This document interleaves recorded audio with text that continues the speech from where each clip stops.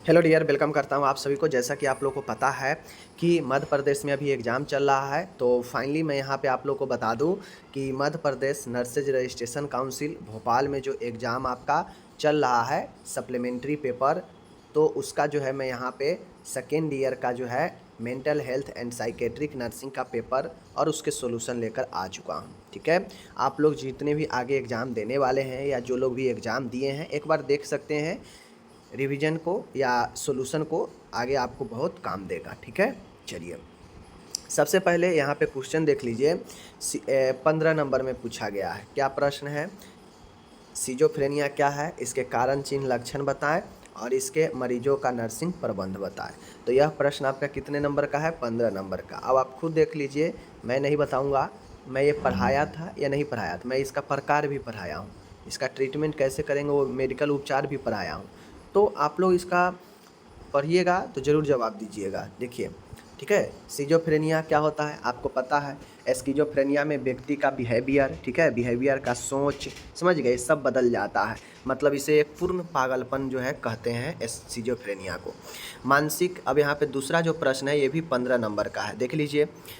पूछा है NMHP। NMHP कुछ दिन पहले ही पढ़ाए हैं, राष्ट्रीय मानसिक स्वास्थ्य कार्यक्रम।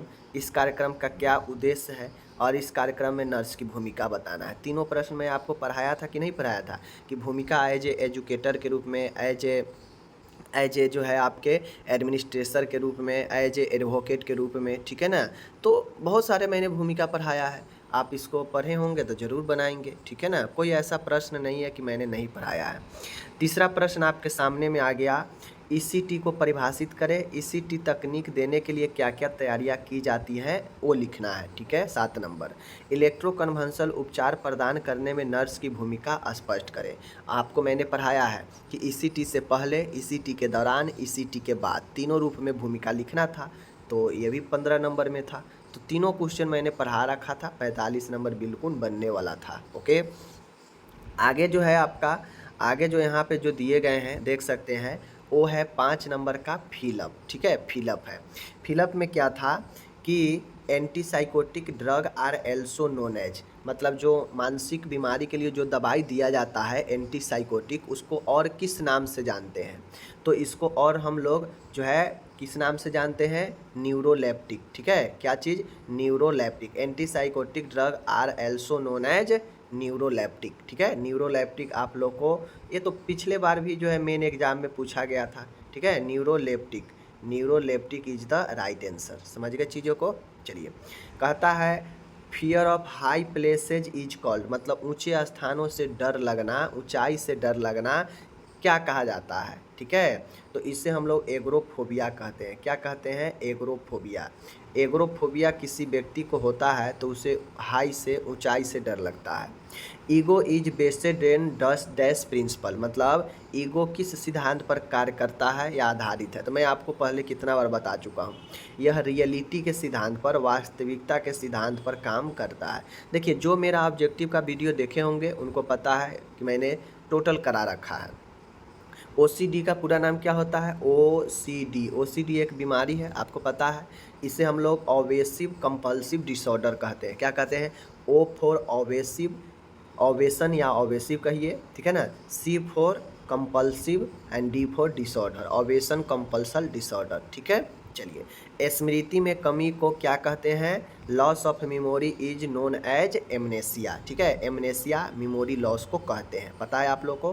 तो ये 5 नंबर बिल्कुल आसान था, जो मेन एग्जाम आगे देने वाले हैं देख लीजिए, आप लोग के लिए अच्छा प्रश्न है। यहाँ से अगर 15 में से मान गए अगर 5 नंबर भी अगर आ जाता है तो बढ़िया बात है, ठीक है।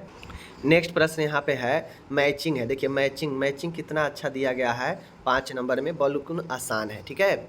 अब मैचिंग जो ये किए हैं ना, ये बिल्कुल सही मैचिंग किए हैं, इनको 5 नंबर बिल्कुल आसानी से मिल जाने वाला है। जो भी स्टूडेंट भेजे हैं 5 नंबर इनको बिल्कुल आसानी से मिल जाने वाला है। जैसे पैरासोमनिया, पैरासोमनिया, देखिए सोमनिया जहाँ भी आ जाएगा लगा हुआ वह नींद का समस्या होगा, तो नींद का विकार कहाँ पे है? ए वाला, तीसरा मैच हो गया।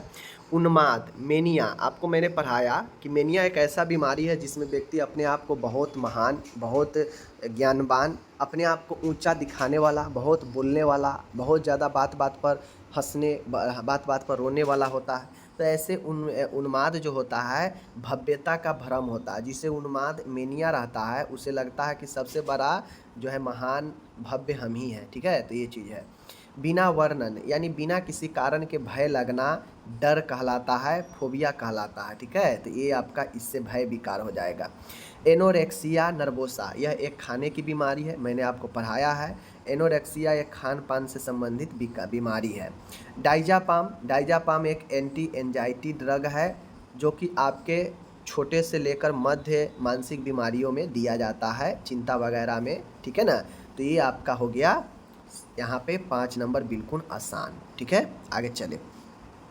अब आता है यहाँ पे ट्रू फॉल्स। ट्रू फॉल्स देख सकते हैं बहुत आसान है, 5 नंबर ये भी बिल्कुल आसान है, सारा मैं पढ़ा चुका हूँ। ठीक है, बाकी मेन एग्जाम के लिए भी कराऊंगा, टेंशन मत लीजिए। चलिए यहाँ पे देखिए, कहता है डेमनेशिया एक क्रोनिक मेंटल डिसऑर्डर है। तो देखिए यह ऑर्गेनिक मेंटल डिसऑर्डर का प्रकार है, और ऑर्गेनिक मेंटल डिसऑर्डर जो होता है वह 2 होता है, एक डेमनेशिया और एक डिलेरियम। ठीक है, पिछले बार पूछा गया था कि तीव्र कायिकी मानसिक विकार कौन है, जो है फिलअप में पूछा था मेन एग्जाम में मेंटल हेल्थ में, कि तीव्र कायिकी मानसिक विकार कौन सा है। तो तीव्र जैसे ही कहेगा अचानक अटैक करता है, कम समय के लिए होता है, वो डिलेरियम होता है। लेकिन धीरे धीरे अटैक करेगा, लंबे समय के लिए होता है, ज़्यादा प्रभावित करता है मेमोरी को, तो वह डेमनेशिया होगा। ठीक है, तो ये पहला सही।